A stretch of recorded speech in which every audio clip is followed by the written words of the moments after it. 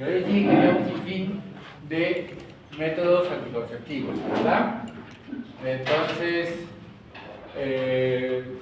yo puedo escoger entre métodos hormonales y no hormonales, entre métodos transitorios y definitivos, entre métodos que pueden tener algún influjo por su efecto hormonal sobre mi organismo, o utilizar métodos anticonceptivos que no van a influir en nada sobre mi estado general. Entonces tengo una infinidad de métodos anticonceptivos que yo puedo utilizar, y acá los están viendo en esa diapositiva, ¿no? Todos son conocidos. Quizás el que menos conocen, pues podría ser el capuchón, podría ser el preservativo femenino, esos son los menos conocidos.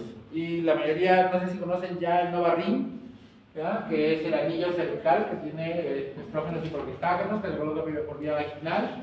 Y otro que por ahí podría no conocerlo es el Yasnis, que es el dispositivo intrauterino con liberación del levonorgestrel para pacientes que todavía no han tenido hijos. Bien. En realidad, yo debo saber que el anticonceptivo, en la mayoría de los casos, tiene indicaciones y tiene contraindicaciones. Y esto es importante saber para yo saber cuándo dar un anticonceptivo oral o cuándo no dar un anticonceptivo oral. Entonces, como ven acá, estas son contraindicaciones absolutas para casi un buen número de anticonceptivos, ¿ya? Quienes también presentan algunos pacientes contraindicación para un embarazo, ¿ya? Y entonces, en este tipo de pacientes, no se debe permitir la posibilidad de un embarazo. Y en ellos tenemos que usar un anticonceptivo. Entonces, saber valorar entre los efectos indeseables del anticonceptivo y las pacientes que necesitan, en realidad, un método anticonceptivo porque tienen esta indicación de no poder embarazarse, es una obligación del médico, pues entonces saber qué efectos indeseables puede tener cada uno de los anticonceptivos. ¿Y qué pacientes no deben embarazarse? Pues las pacientes que, por ejemplo, tienen lupus con daño de órgano terminal, en este caso el riñón, ¿no? Esa paciente no debe embarazarse porque esa paciente va a empeorar y se va a morir. De lo contrario, se va a tener que interrumpir el embarazo. Paciente con un proceso oncológico. Paciente con diabetes mal controlada y con daño renal. Paciente con hipertensión y daño renal, paciente con insuficiencia cardíaca congestiva grado 3, grado 4. Todas esas pacientes no pueden tener un embarazo, y acá tienen otras patologías más asociadas. Y entonces ustedes tienen que saber escoger cuál va a ser el método anticonceptivo más apropiado para este tipo de pacientes. Y entonces ustedes van a tener que escoger y ver cuál método es el que mejor se va a utilizar en este tipo de pacientes, ¿no? Entonces, para eso yo les dije que tenían que bajarse un disco, el cual ya supongo que lo tienen todos ustedes. Les va a venir una pregunta de estas en su examen, ¿ya? Y tienen que saber, de acuerdo a la patología que tiene mi paciente, qué anticonceptivo yo puedo recomendar o qué anticonceptivo no puedo recomendar. Entonces, si yo tengo, por ejemplo, una paciente con un índice de masa corporal de 35 que tiene antecedentes familiares de hipertensión arterial, que tiene varices de miembros inferiores, ¿podrá usar un anticonceptivo oral combinado? ¿Por qué? Porque tiene alto riesgo de trombosis, ¿ya? Entonces ella podría verse mejor favorecida con una píldora con solo progestágenos o con un medicamento que tenga solo progestágenos. ¿Y estará totalmente permitido? No. ¿Sí?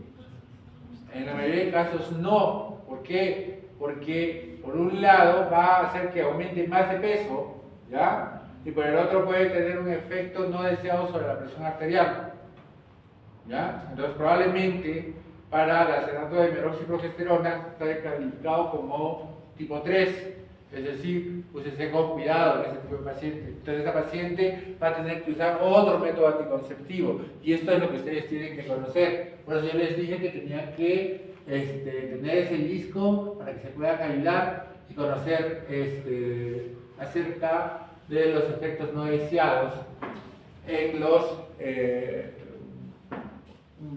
anticonceptivos que yo elija para mi paciente, ¿no? Otra de las preguntas que siempre se hacen es ¿cuándo yo debo hacerme mi control de un anticonceptivo? ¿No? Y no es igual pues en todas las pacientes. Si yo, por ejemplo, me coloco un DIU postparto, mi primer control tiene que ser a la semana de haber colocado el dispositivo intrauterino. Y de ahí el siguiente control al mes y de ahí al año. En cambio, si yo soy una paciente que no estuve gestando, me coloco mi dispositivo intrauterino, pues bastará de repente con una ecografía post-inserción del DIU y de ahí cada año su Papa Nicolau. Y así como hay indicaciones de control, hay indicaciones también que previamente yo debo realizar. Por ejemplo, yo tengo que hacer un control de Papa Nicolau antes de colocar o de iniciar un método anticonceptivo. Esto es muy importante y es un momento muy importante para aprovecharlo para hacer el Papa Nicolau. Si yo, por ejemplo, vamos a suponer, voy a usar el método de la lactancia materna exclusiva, ¿cuándo debo hacer mi control? Pues yo debo hacer mi primer control a los 3 meses, porque generalmente a partir de los 3 meses es que los niños ya empiezan a ingerir otros alimentos diferentes a la leche materna. Y recuerden que el MELA, ¿ya? El método de la lactancia materna exclusiva, solo es efectivo en un 100% mientras la lactancia sea de dedicación exclusiva. ¿Ya? Entonces, después de ello, pierde efectividad, y más si en ese transcurso de tiempo ya le vino la menstruación a la paciente. Entonces, en esos casos, tendrá que usar otro método anticonceptivo adicional. Si yo, por ejemplo, quiero hacer, ¿qué se me ocurre? El método hormonal, pues probablemente tenga que hacerle su control cada año, ¿no? Y en ese año,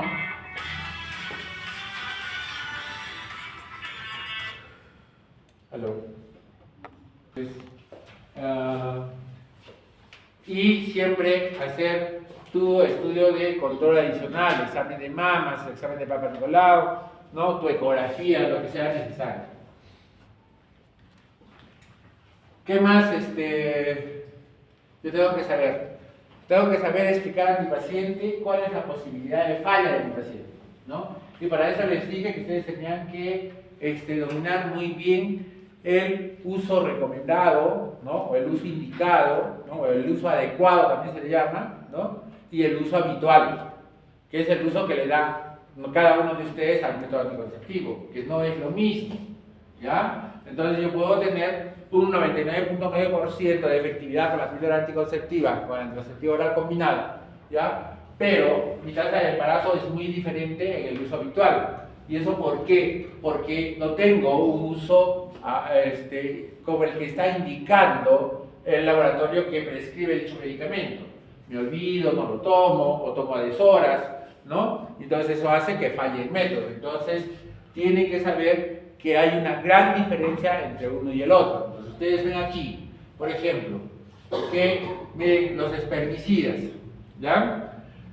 Dice que si usado adecuadamente yo no debería esperar más de 5 embarazos por año en 100 mujeres en ese determinado tiempo. Pero en la realidad, ¿ya? Encuentran más de 25 embarazos. ¿Por qué? Porque se usa mal, porque se usa a destiempo. Puede ser, por ejemplo, que lo use en un tiempo mayor al que debería estar o tener las relaciones sexuales. Entonces, a más tiempo pase, el espermicida pierde más efectividad, ¿ya? O que se lo aplique mal, ¿ya? Y entonces, esta es otra de las cosas que ustedes tienen que tener en cuenta para los anticonceptivos. Vean, por ejemplo, ¿cuántos embarazos deberían haber con el uso del condón? Menos de 4, ¿ya?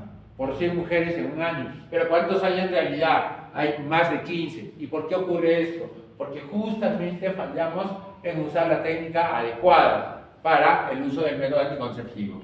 Bien, sigamos avanzando. Ya les hablé sobre el asesoramiento. Otra de las cosas que siempre se van a preguntar es, ¿cómo doy el método anticonceptivo? ¿Cuándo inicio el método anticonceptivo? Una buena estrategia es indicar a la paciente que venga o que inicie el tratamiento apenas termine la menstruación. De esa manera yo estoy seguro pues, que no hay embarazo. Pero lastimosamente, cuando ustedes estén en periferia, ustedes no pueden darse ese lujo. ¿Ya? Ustedes apenas lleguen tienen que iniciar el método anticonceptivo. De lo contrario, van a perder a la paciente. Y entonces, tú tienes que asegurarte si tu paciente está embarazada o no. Y el 7 es el número clave. ¿Ya? Si mi paciente no ha transcurrido más allá de 7 días de su menstruación, yo puedo asegurar que esa paciente todavía no se ha embarazado y que puede iniciar el método anticonceptivo. ¿Ya? Y otra cosa, ¿no? Que no haya tenido relaciones sexuales desde la última menstruación, lo cual no podemos corroborarlo. ¿Ya? Ya les dije que, ¿cómo son las mujeres? Mentirosas, ¿no es cierto? Está usando correcta y sistemáticamente un método anticonceptivo. No ha transcurrido más de 7 días desde un aborto. No ha transcurrido más de 4 semanas después del parto si no está amamantando. Que no haya transcurrido más de 6 meses después del parto y esté amamantando plenamente y esté amenorreica. Entonces, son características que ustedes deben siempre preguntar para descartar la posibilidad de un embarazo y poder iniciar un método anticonceptivo. ¿Ah? Los criterios de elegibilidad ya se los indiqué, ya ustedes tienen los discos. Los mecanismos de acción también ya los conocen. En el caso hormonal, básicamente el mecanismo principal está en las modificaciones que se producen en el moco cervical. El espesamiento del moco cervical es el mecanismo principal por el cual ¿ya? Esa mujer no se va a embarazar. ¿Y quién lo da? ¿Los estrógenos o la progesterona? La progesterona, muy bien. Pero la progesterona también, como han visto, produce spotting, ¿ya? Que es una de las cosas que menos quiere la mujer. Y por el otro lado, también puede producir que yo tenga amenorrea. Depende de la paciente, no en todas es igual. Y el mismo medicamento puede producir uno u otro síntoma. Entonces, buscaron qué podríamos hacer para que esto no ocurra. Entonces, le añadieron estrógenos. Y vieron que con los estrógenos pasaban dos cosas. Que cuando yo usaba una dosis muy baja, esta no conseguía inhibir la ovulación. ¿Ya? Que era una de las cosas que yo quería. ¿Para qué? Para que se regulara el ciclo. ¿Listo? Entonces empezaron a mantener una dosis un poco alta, a la cual la fueron bajando paulatinamente. Y hoy día, ¿no? Los estrógenos combinados, perdón, los esteroides orales combinados hacen eso, ¿no? Espesan el moco, ¿ya? E inhiben la ovulación. Por eso es que a estas píldoras también las vamos a conocer con el nombre de anovulatorios. Pero no son los únicos que producen anovulación. Hay progestágenos, que por la cantidad de dosis también pueden producir anovulación, aunque sean solo progestágenos. Y hay progestágenos que no lo hacen, como el caso de la minipíldora, ¿no es cierto? ¿Aló? Sí, dígame. Entonces, ¿cómo hago la inhibición? Pues, sea que se elevan los niveles de estrógenos, o sea que se elevan los niveles de progestágenos, ambos actúan a nivel de la GnRH, impidiendo la liberación de MSH y LH. ¿Y cómo actúan en el moco cervical? Básicamente produciendo cambios que han escuchado por sus compañeros que modifican el moco cervical y producen el espesamiento de la misma. ¿Ya? De acá, a ver, creo que ya les he dicho todo de esta parte.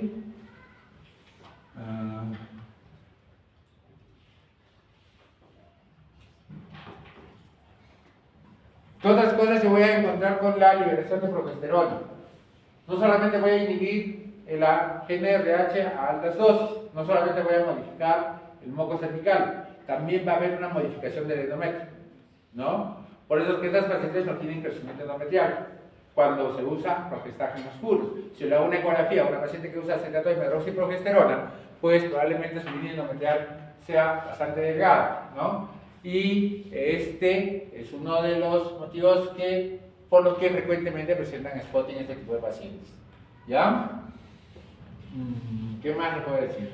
La 17-alfa-hidroxiprogesterona es la base de la cual se derivan todos los derivados de la progesterona. ¿Qué tipo de progestina y cuándo usar? Y esto es muy importante. No solamente debemos aprovechar el efecto de la progestina en sí como método anticonceptivo, pues todas van a cumplir con el efecto que estoy buscando, sino tengo que aprovechar también qué efecto secundario yo puedo conseguir con determinada progestina. Así, por ejemplo, ¿no? Yo tengo progestinas que me pueden ayudar mucho con tratar también síndrome de ovario poliquístico. O tengo progestinas con las cuales se puedo tratar problemas de acné. O yo puedo tener progestinas que me pueden ayudar con el dolor menstrual. O yo puedo usar progestinas que tengan efecto principalmente sobre el síndrome de tensión premenstrual. ¿Me dejo entender? Entonces, dependiendo de la progestina que yo elija, pues también voy a darle beneficios adicionales a mi paciente, dependiendo de qué sintomatología es la que predomina. ¿Ya? Y las progestinas se dividen en 3 generaciones, ahora se llaman 4 generaciones, ¿ya? Las derivadas del estrano, la más conocida es la norepinefrina, ¿ya? Los derivados del gonano, que es el que viene casi en todos los anticonceptivos orales combinados, que es el levonorgestrel, ¿ya? Las de tercera generación, llamadas también gonano, de las cuales tenemos el desogestrel, el gestodeno, el norgestimato, y estas se usan principalmente como componente principal de la mini píldora, ¿ya? Estas vienen solas, a dosis muy bajas, esta no inhibe la ovulación y hay que tomarla todos los días porque si te olvidas en esta sí puedes embarazarte, ¿ya? Y de la cuarta generación es aquella que yo voy a aprovechar muchas de sus acciones secundarias. Por ejemplo, tienoges me va a ayudar mucho a regular el ciclo menstrual, me va a ayudar mucho con el dolor menstrual, o sea, con la dismenorrea, ¿ya? Me va a ayudar mucho con ovario poliquístico porque tiene una acción antiandrogénica moderada, ¿ya?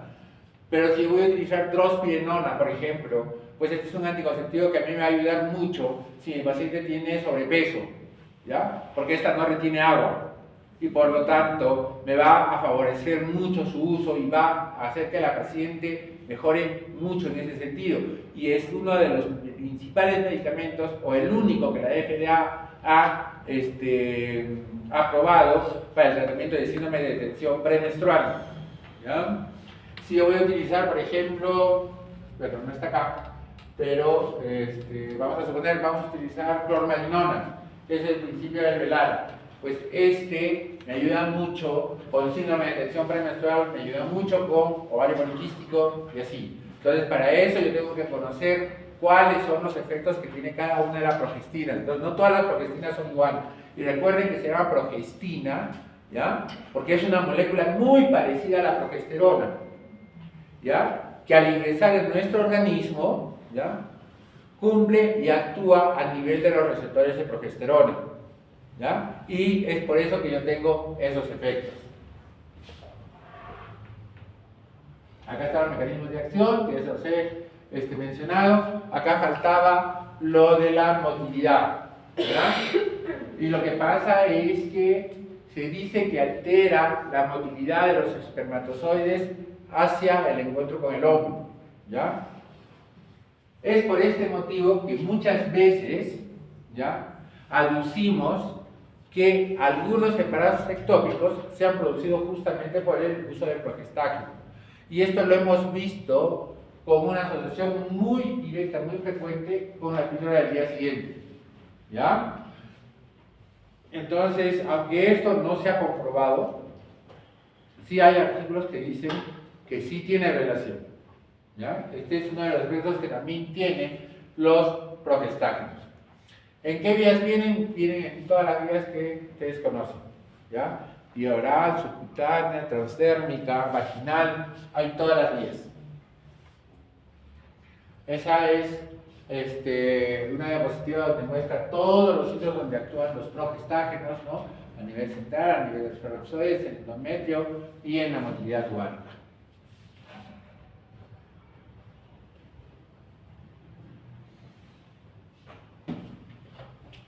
Ahora, ¿cuál es más eficaz? ¿Una píldora con solo progestágenos o un anticonceptivo con solo progestágenos o un anticonceptivo combinado? Ambos tienen la misma eficacia, ¿ya? No es que el anticonceptivo oral combinado tenga una mayor eficacia, ambos tienen la misma eficacia. Lo único que el anticonceptivo oral combinado, ¿ya?, hace que yo tenga un ciclo más regular, que no tenga sangrado excesivo ni falta de sangrado. Pero el ciclo, ya les he dicho, es un ciclo fabricado por lo que yo estoy dando, no es un ciclo natural, porque ya hemos visto que la GnRH se anula, ¿listo? Por eso es un ciclo que yo fabrico. ¿Puedo manejar el ciclo a mi gusto? Puedo manejar el ciclo a mi gusto, ¿no? Simplemente tengo que suspender el anticonceptivo. Es realmente un medicamento seguro y sin efectos no deseados hasta que no se demuestre el verdadero papel que podrían tener los progestágenos, sobre todo en la mama. Se seguirá considerando como un medicamento con alta eficacia y seguridad. Sin embargo, ya muchos estudios hablan del rol que parece jugar la progesterona en el inicio del cáncer de mama. Yo ya les mostré varios estudios y les hablé acerca de estos cambios que pueden ocurrir a nivel de los receptores de progesterona, ¿ya?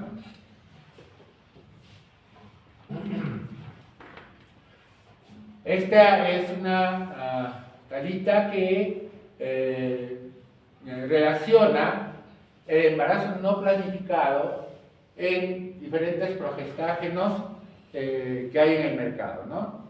La píldora o la anticoncepción con solo progestágenos, que es la mini píldora, indica que se puede encontrar 8 embarazos por 6 mujeres en un año con el uso típico, ¿ya? O sea, con el uso habitual, ¿ya? Pero bien llevado no debería superar el 0.3%, ¿ya? Igual pasa con el acetato de medroxiprogesterona, que es el inyectable de 3 meses, para que ustedes lo ubiquen, ¿ya? Vean que el inyectable por 3 meses solamente da una tasa de embarazo de 0.3, ¿ya? Es mucho menor todavía para el sistema intrauterino liberador de levonorgestrel, 0.2, y para el implante, que es mucho más bajo, 0.05.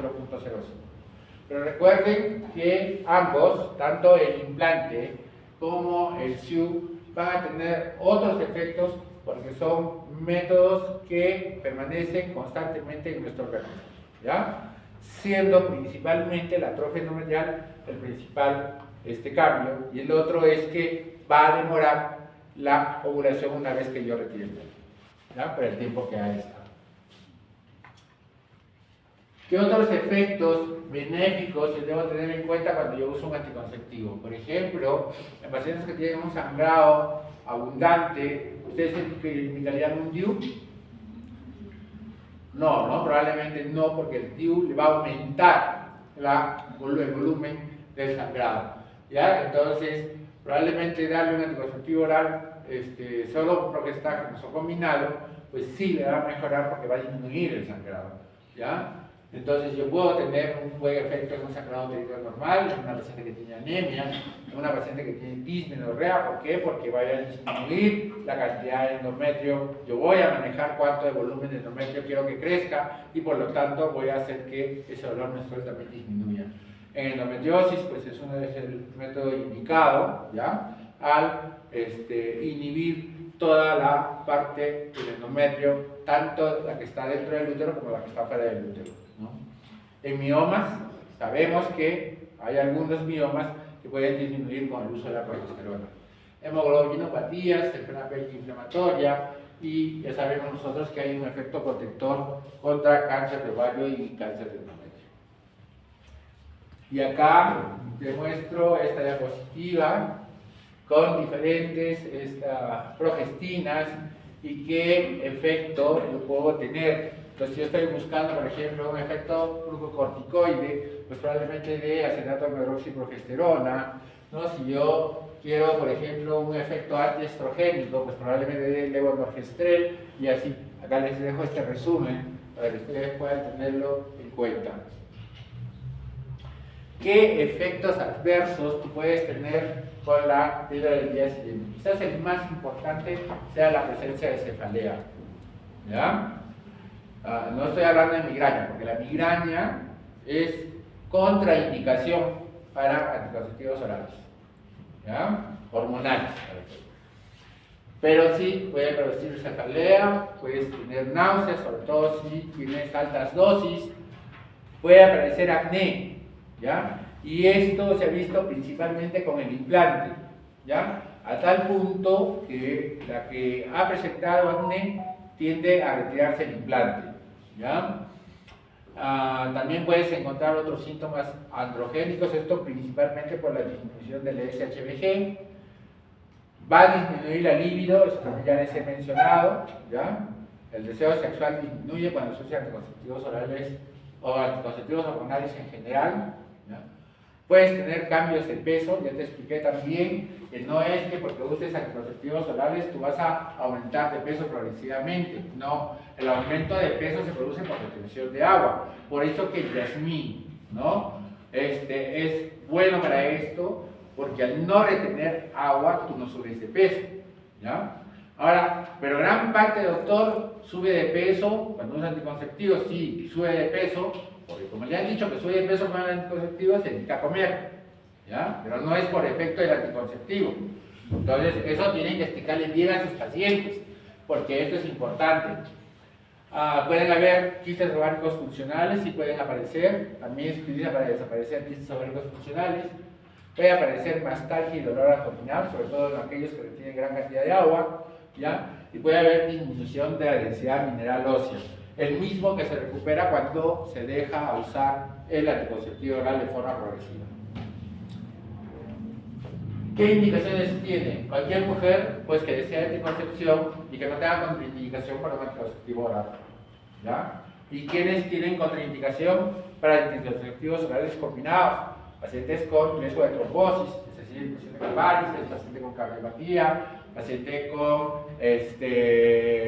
tenga más de 35 años, ¿ya? Paciente que fume, ¿ya? Contraindicación para uso de anticonceptivos orales combinados.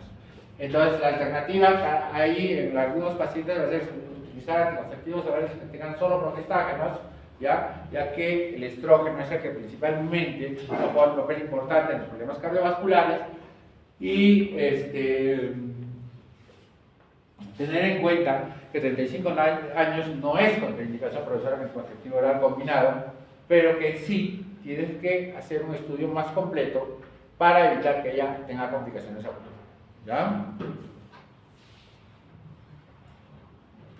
Contraindicaciones, como ya les dije, si bien no está demostrado el rol que podrían tener los anticonceptivos orales solos o combinados con el cáncer de mama, todavía hay esto de que si tiene antecedente de cáncer de mama, mejor no usar anticonceptivos orales combinados, ¿ya?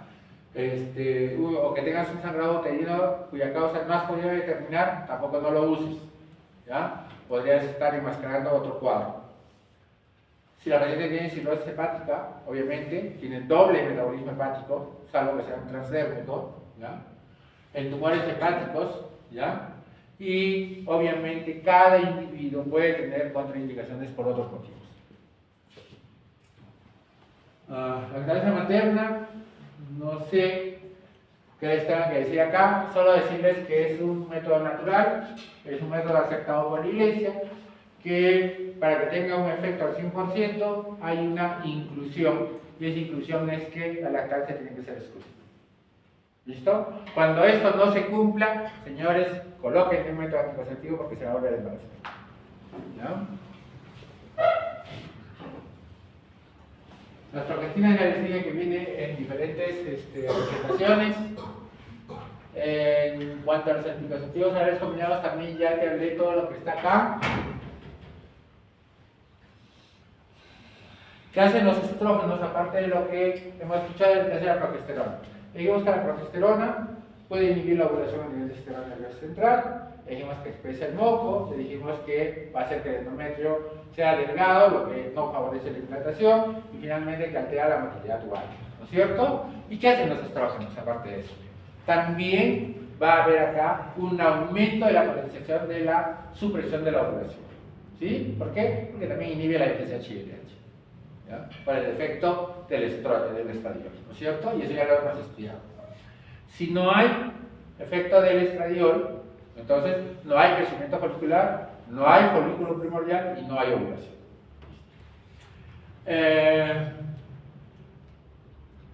Esto creo que es lo más importante y esto es lo que tienen que llevarse, ¿ya? El efecto principal del estrógeno no es tanto que no produzca ovulación, porque ya lo hemos visto que también lo puede producir la progesterona, sino que te va a permitir regular el ciclo. Ese es el efecto más importante y es por eso que damos preferencia a anticonceptivos orales combinados y no solo progestágenos, ¿ya?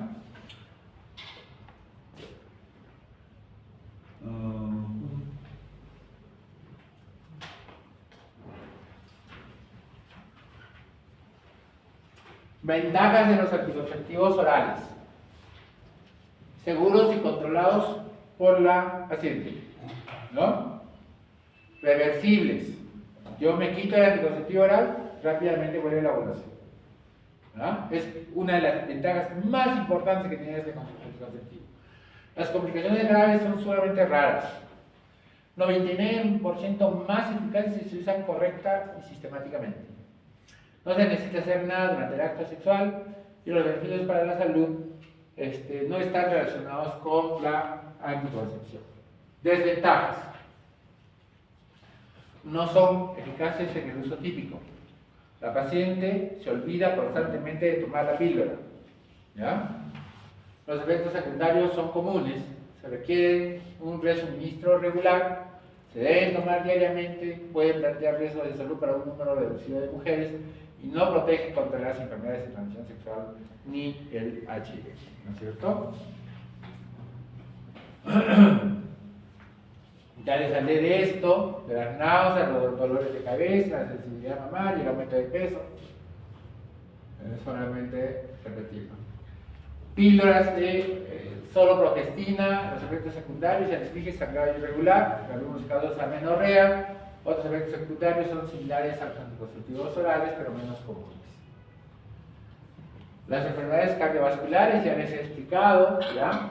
Yo puedo tener riesgo de trombosis, por eso es peligroso, porque no solamente se me va a presentar en la pierna, puede tener una trombosis mesentérica, una trombosis pulmonar, una trombosis cerebral, y por eso ahí radica el mayor peligro de estas pacientes, ¿ya? En cambio, solo las progestinas no tienen este efecto y por lo tanto se puede mejorar. Con respecto al cáncer, decirles que si bien se cree que hay una predisposición o una asociación entre cáncer de cuello uterino y el uso de anticonceptivos orales combinados, también se sabe que estos anticonceptivos pueden protegernos contra cáncer de endometrio, obviamente porque no hay crecimiento endometrial, y contra cáncer de ovario porque no hay ovulación, ¿ya? Entonces, también se ha demostrado que este podría ser un efecto favorecedor de los anticonceptivos orales en este tipo de pacientes, ¿no? Y ahí lo tienen, ¿ya?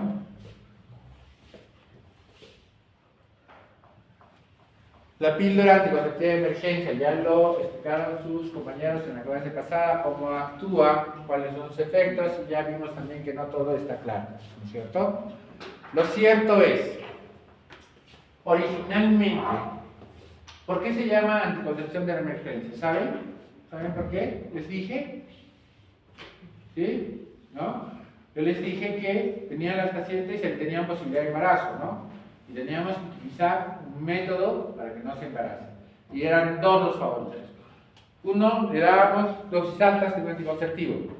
A eso se conoce con el nombre del método de Husby. Hay diferentes maneras. La fórmula original es la toma de 16 pastillas diarias, ¿ya? Y producía, pues, imagínense por esa cantidad de dosis, qué efectos iniciales tenía. Entonces, la otra alternativa era crear una píldora al día siguiente artificial. ¿Y cómo haces eso? Elevando la dosis del progestágeno que estás utilizando, hasta llegar casi a por lo menos 0.75 miligramos de levonorgestrel, ¿ya? Es otra forma de hacer una píldora el día siguiente, ¿ya? O una píldora de emergencia.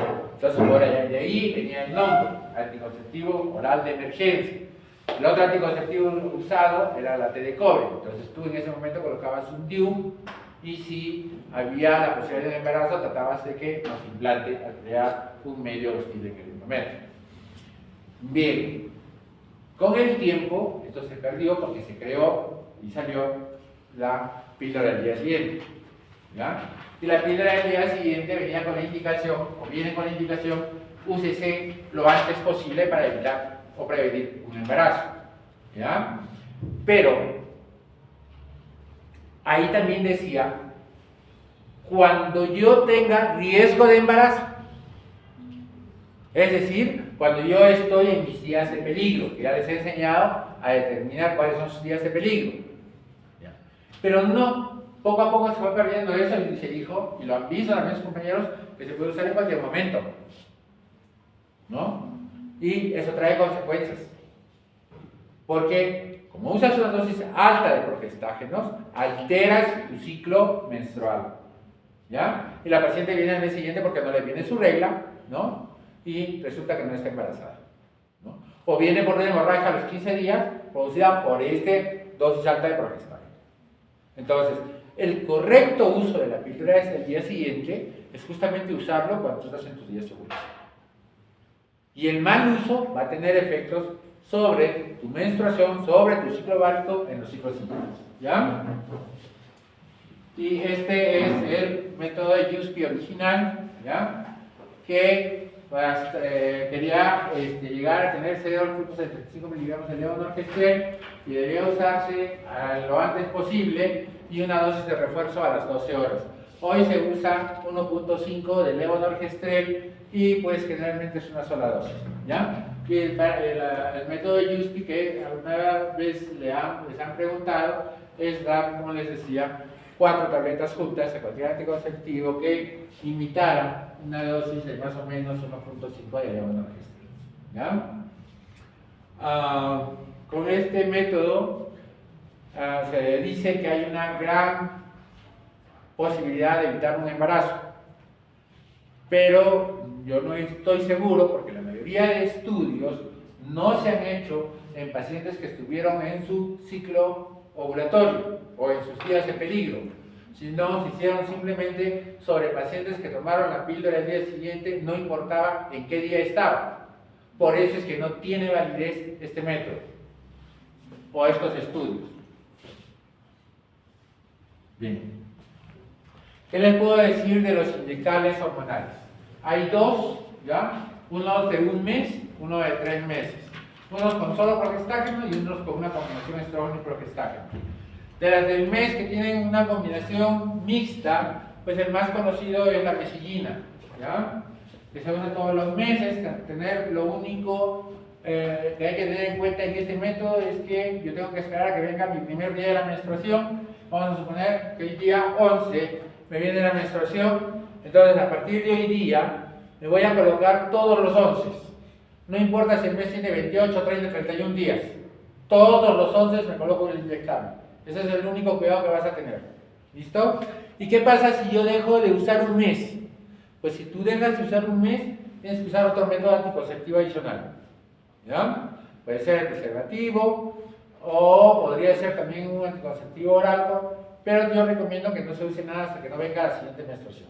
Y la siguiente menstruación puedes volver a usar el mismo método o cambiar por el método que más prefieras. ¿Ya?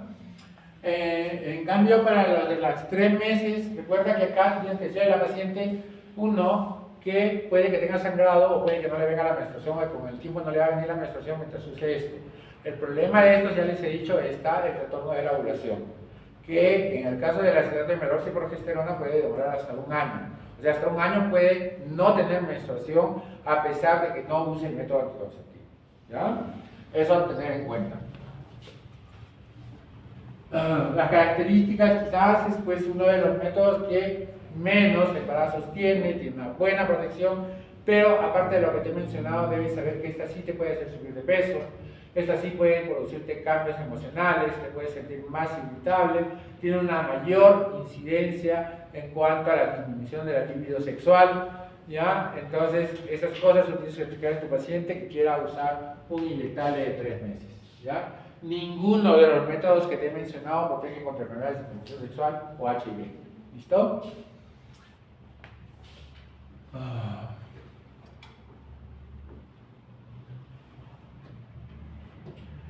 Ya te dije también que estos métodos anticonceptivos pueden estar relacionados con osteoporosis, ¿ya? Esta se revierte a medida que tú dejas de usarlo, ya pasando el tiempo, se va nuevamente a producir una remineralización de los huesos.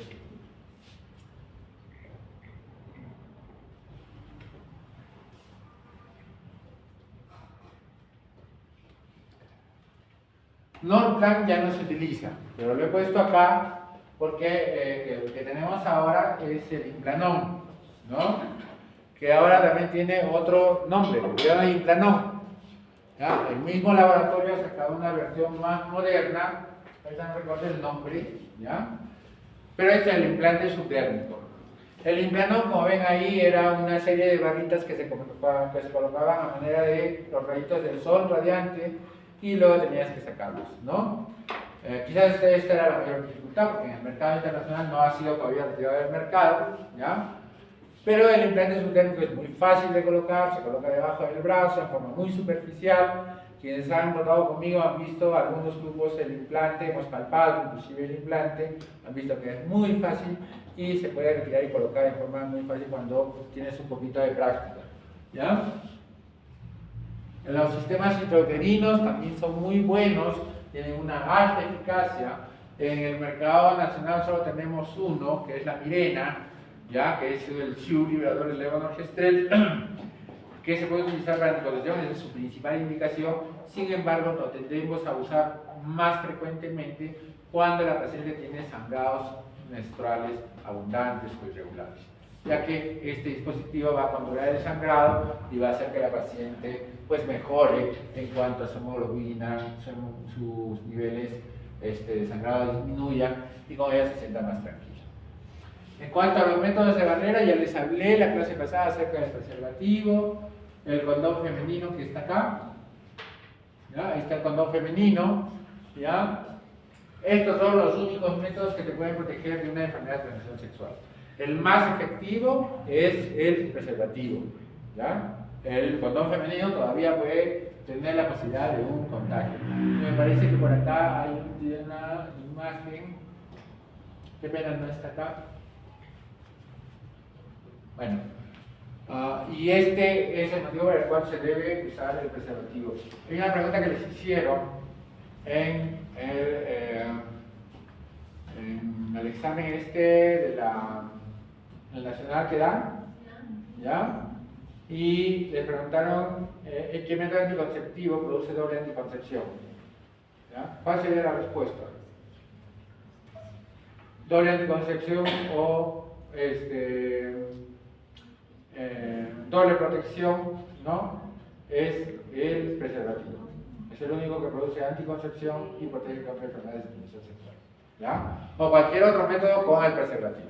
¿Listo?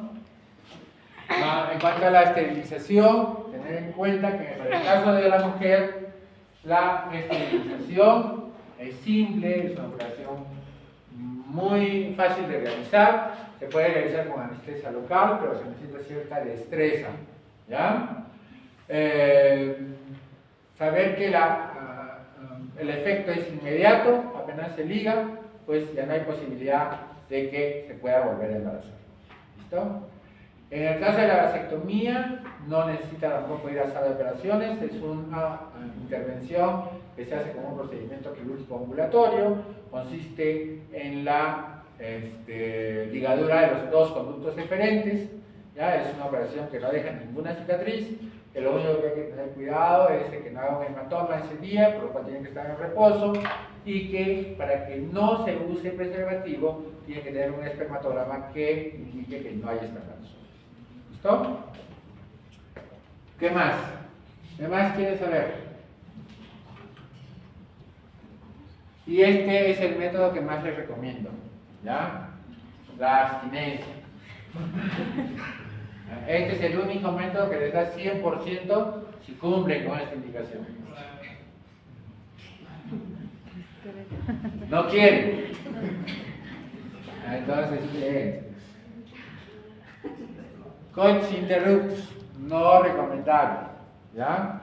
se ha visto que aún en el esmegma, ¿ya?, y en las primeras secreciones que tiene el pene pueden haber espermatozoides y no se necesita que se desemboquen millones.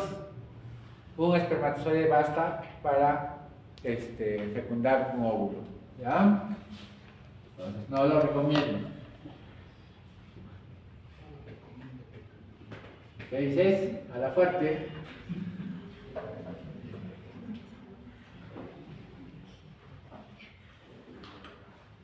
¿Qué método recomendar a un adulto joven? El método más adecuado para una persona joven es el anticonceptivo oral combinado. ¿Ya? Es el mejor, definitivamente. ¿Por qué? Porque ella se va a adherir mucho, sobre todo cuando le quites el dolor menstrual.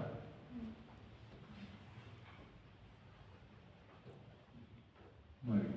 ¿Podemos poner este video?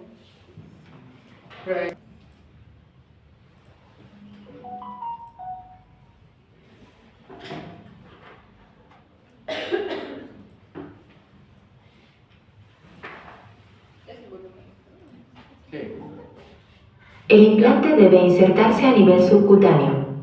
Para ayudar a reducir el riesgo de daños neurales o vasculares, inserte el implante a nivel subcutáneo en la cara interna del brazo no dominante por encima del tríceps, de 8 a 10 centímetros, 3 a 4 pulgadas, del epicóndilo medial del húmero, y de 3 a 5 centímetros, 1,25 a 2 pulgadas, posterior al surco o canal entre los músculos bíceps y tríceps. La ubicación correcta es subcutánea, debajo. Insertarse a nivel subcutáneo. Para ayudar a reducir el riesgo de daños neurales o vasculares, inserte el implante a nivel subcutáneo en la cara interna del brazo no dominante por encima del tríceps, de 8 a 10 centímetros, 3 a 4 pulgadas, del epicóndilo medial del húmero, y de 3 a 5 centímetros, 1,25 a 2 pulgadas, posterior al surco o canal entre los músculos bíceps y tríceps. La ubicación correcta es subcutánea, debajo de la piel que cubre el tríceps, para evitar los grandes vasos sanguíneos y nervios internos del surco que lo rodean. Si no se puede insertar el implante en este lugar, por ejemplo en mujeres con brazos delgados, debe insertarse posterior al surco y lo más lejos posible de este. Estire la piel alrededor del lugar de inserción hacia el codo. Perfore la piel con la punta de la aguja ligeramente inclinada en un ángulo menor de 30 grados. Colóquese de forma en que pueda ver el avance de la aguja observando el aplicador desde la parte lateral. Inserte la aguja hasta que el bisel o abertura inclinada esté justo debajo de la piel y no más profunda. Si inserta la aguja más allá del bisel, retírala hasta que solo el bisel esté debajo de la piel. Baje el aplicador hasta una posición casi horizontal. Para facilitar la colocación subcutánea, levante la piel con la aguja a medida que desliza la aguja en toda su longitud. Puede notar una pequeña resistencia, pero no ejerza una fuerza excesiva. Si la aguja no está insertada por completo, el implante no se insertará de forma adecuada. Si la punta de la aguja sale por la piel antes de finalizar la inserción de la aguja, debe volver a introducirse y reajustarse a la posición subcutánea antes de finalizar el procedimiento. Mantenga el aplicador en la misma posición y empuje hacia abajo la lengüeta deslizante morada. Muévala hacia atrás hasta que se detenga. La aguja está ahora bloqueada dentro del cuerpo del aplicador. Ahora se puede retirar el aplicador. Si el aplicador no se mantiene en la misma posición durante la inserción o si el deslizador morado no se desplaza hacia atrás hasta detenerse, el implante podría quedar por fuera del sitio de inserción. Si esto ocurre, retire el implante y repita el procedimiento en el mismo lugar de inserción con un nuevo aplicador. Si el implante sobresale, no vuelva a empujarlo hacia la incisión. Pida a la mujer que se recueste boca arriba en la camilla con el brazo no dominante flexionado en el codo y girado externamente, de modo que la mano quede debajo de la cabeza, o lo más cerca posible. Identifique el lugar de inserción en la cara interna del brazo no dominante, por encima del tríceps, de 8 a 10 centímetros, 3 a 4 pulgadas del epicóndilo medial del húmero, y de 3 a 5 centímetros posterior al surco, o canal, entre el bíceps y tríceps. Esta ubicación es para evitar los grandes vasos sanguíneos y nervios ubicados dentro del surco y que lo rodean. Si no se puede insertar el implante en este lugar, por ejemplo en mujeres con brazos delgados, debe insertarse posterior al surco y lo más lejos posible de este. Haga 2 marcas con un marcador quirúrgico. Primero, marque el lugar donde se insertará el implante. Y segundo, marque un lugar a 5 centímetros, 2 pulgadas proximal hacia el hombro a la primera marca. La segunda marca, marca guía, será luego la guía de dirección durante la inserción. Después de marcar el brazo, confirme que la ubicación sea la correcta en la cara interna del brazo. Limpie la piel desde el lugar de inserción hasta la marca guía con una solución antiséptica. Anestesia la zona con un spray anestésico o mediante la inyección de 2 ml de lidocaína al 1% debajo de la piel, a lo largo del canal de inserción planeado. Sujete el aplicador por encima de la aguja en la zona con superficie texturizada. Retira la tapa de protección transparente deslizándola horizontalmente en la dirección de la flecha, alejándola de la aguja. Si la tapa no se retira fácilmente, no utilice el aplicador. Deberá ver el implante blanco mirando en el interior de la punta de la aguja. No toque el deslizador morado hasta haber insertado por completo la aguja por vía subcutánea. Si no, la aguja se retraerá y el implante se liberará. Para asegurarse de que el implante se haya insertado debajo de la piel, su posición debe permitirle ver el avance de la aguja observando el aplicador desde la parte lateral y no desde arriba del brazo. Desde la parte lateral, puede ver claramente el lugar de inserción y el movimiento de la aguja debajo de la piel. Con la mano libre, estire la piel alrededor del lugar de inserción hacia el codo. Perfore la piel con la aguja ligeramente inclinada en un ángulo menor de 30 grados. Inserte la aguja hasta que el bisel o abertura inclinada esté justo debajo de la piel y no más profunda. Si inserta la aguja más allá del bisel, retírela hasta que solo el bisel esté debajo de la piel. Baje el aplicador hasta una posición casi horizontal. Para facilitar la colocación subcutánea, levante la piel con la aguja a medida que desliza la aguja en toda su longitud. Puede notar una pequeña resistencia, pero no ejerza una fuerza excesiva. Si la aguja no está insertada por completo, el implante no se insertará de forma adecuada. Mantenga el aplicador en la misma posición con la aguja insertada en toda su longitud. Si es necesario, puede usar la mano libre para estabilizar el aplicador. Empuje hacia abajo el deslizador morado. Mueva el deslizador hacia atrás hasta que se detenga.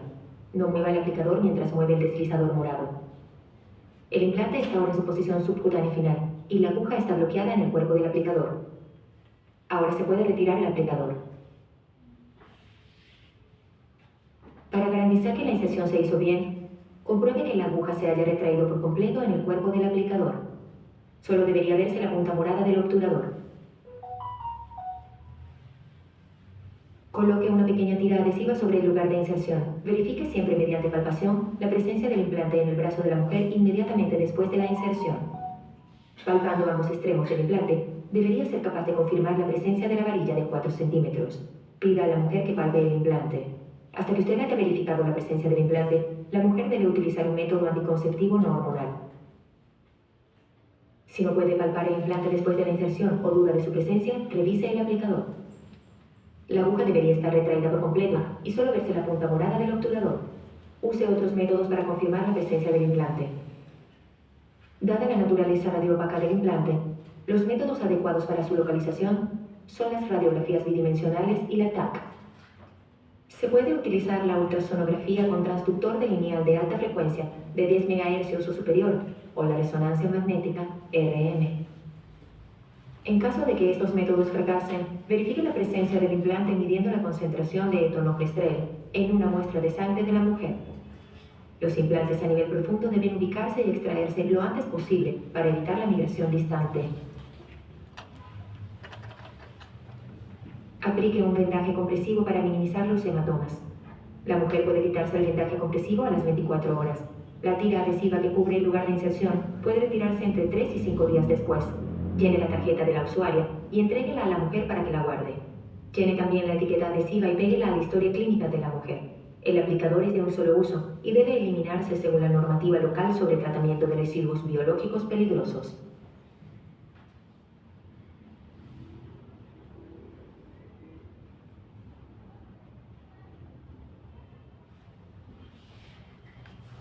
Muy bien.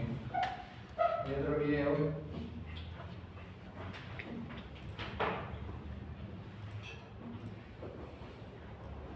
¿Cómo se coloca una T de cobre? ¿Está en colocar, no? ¿Han colocado o no?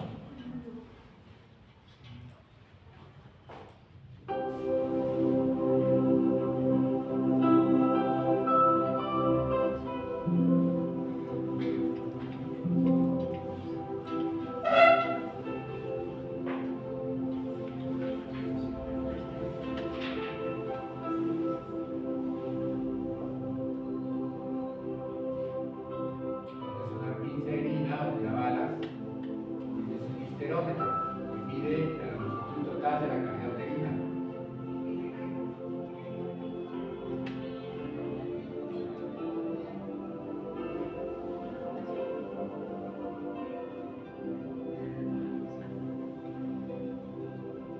Entonces el histerómetro le da a aquellos celestitos que están medio de abajo la profundidad donde voy a colocar. Está empujando el dispositivo y los brazos se abren hacia afuera. Esta es la forma como se inserta la mirena, es la forma como se inserta la nova T, la T de plata, que se la clase pasada. Es un poco diferente a la formación de la T de cobre.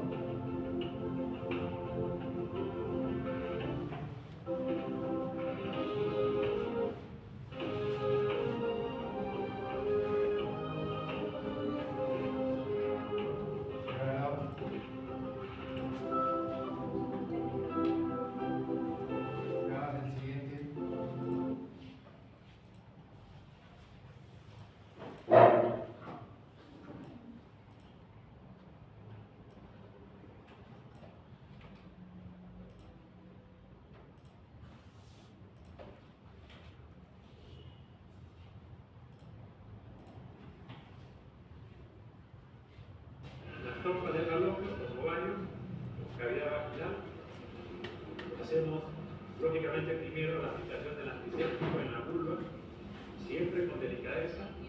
Una vez que hemos colocado el espéculo, a través del espéculo colocamos el antiséptico en paredes de vagina y en cuello del útero. Luego de eso, por supuesto, en su momento tenemos que hacer el examen bimanual para palpar si es un útero anteverso o retroverso, si no hay problema en los anexos, o sea, lo clásico para descartar problemas. Por supuesto que debemos saber fecha de última regla, cualquier posibilidad de descartar problemas. Una vez que hemos preparado todo ya con antisepsia, cogemos con un tirabalas el labio anterior del cuello del útero. Ya ustedes saben que el coger con el tenáculo es una forma de alinear el cuello con el cuerpo para que haya ese ángulo anterior.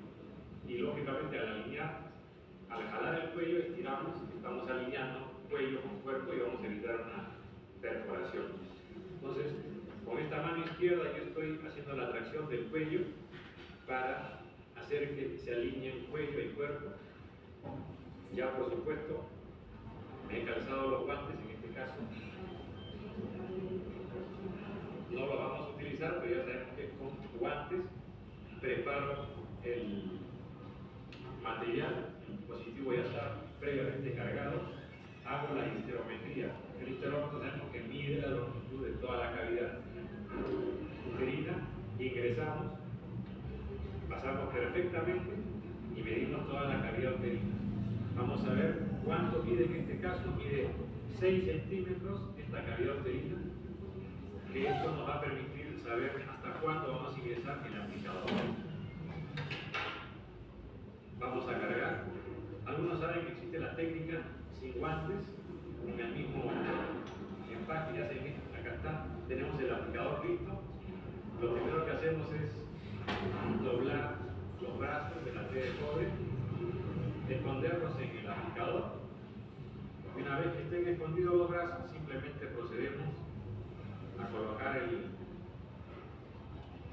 el épulo y eso que nos va a permitir ingresar a la cavidad. Ya estamos con el dispositivo colocado con los brazos doblados. Medida 6. Vamos a medir con el histerómetro lo que calculamos previamente, los 6 centímetros, o sea, yo debo mover un poquito la marca. Y en ese momento procedo a hacer la inserción. Nuevamente tracciono el cervix con el tenáculo. El tenáculo saben que es conocido como tirabalas. Tirabalas, ¿por qué? Porque en las épocas de guerra se procedía a sacar balas con ese instrumento. Muy bien, llegamos al fondo, hemos llegado al fondo.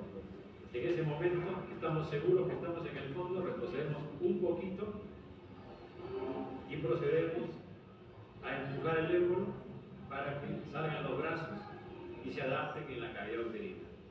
En ese momento retiramos. Siempre retiren el émbolo primero y luego el contenedor de la T. Del aplicador. No se le sale. Salimos y estamos viendo las guías. En ese momento cogemos una tijera y la recortamos a 1,5 centímetros, a 2 centímetros de lo que 2 centímetros de la para que que ahora el cuello, no le moleste. para dejar los hilos. ¿Ya? No menos, porque si tiene que esto recuerden que viene y se pierde. Recuerden que los hilos sirven para saber si la T está ahí o no. No hay ningún problema. También es bueno, y esto es como un detalle, existe la Flexi T300 que la mencionamos. Es tan pequeña, tiene una aplicación.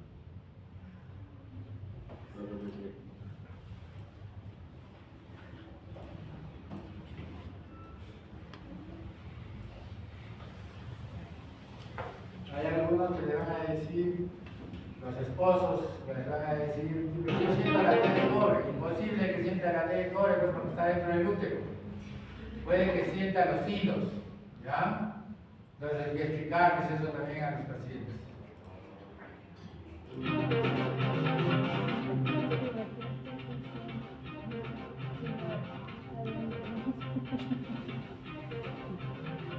¿Dónde queda Guanajuato?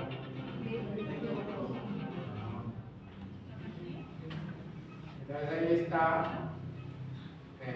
identificando la trompa y por debajo de la trompa le pasa el hilo. Necesario este punto Y se llama ligadura porque le va a poner un punto proximal y uno distal. y posteriormente Ahí está se haciendo corta y vamos a ver la los proximal. caritos. Y luego le da la vuelta, vean, ¿no? Y anuda la parte distal. Que cuando Entonces ahora ha quedado anudada, que es promedio ha 30 quedado días, como quedará como una cita hacia arriba, los del 8. el cual se va a proceder a cortar ahora. Vamos, como la ves una medida muy pequeña.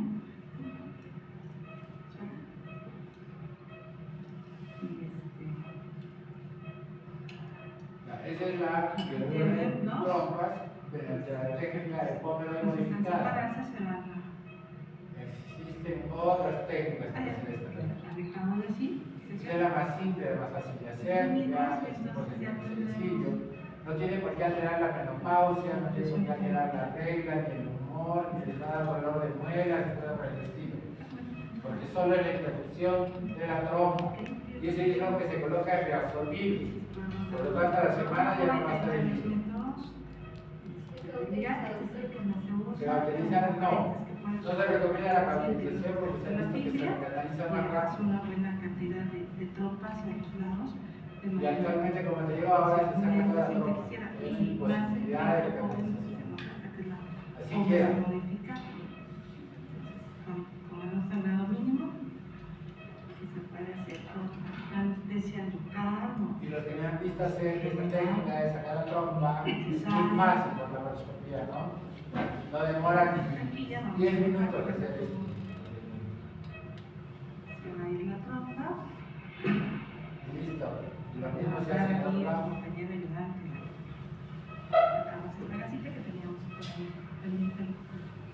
Y vamos a empezar a cerrar los planos. Aquí es peritoneo, no sirve esta pinza. Sí, exactamente como dice el doctor, blanco, etcétera, ¿no? Entonces está con peritoneo, anedosis, grasa, finalmente la.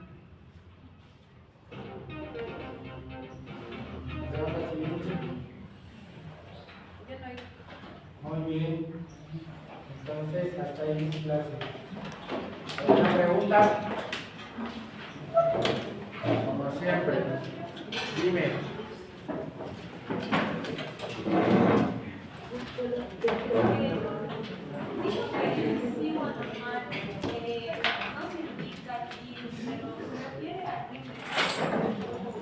DIU es dispositivo intrauterino.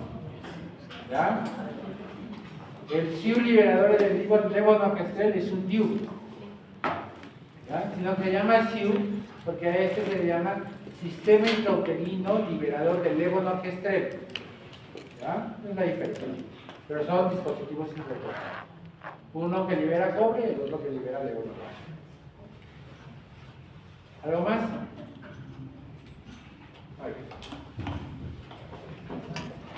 Allá. ¿Qué tengo pendiente contigo? Dos clases tengo, ¿no?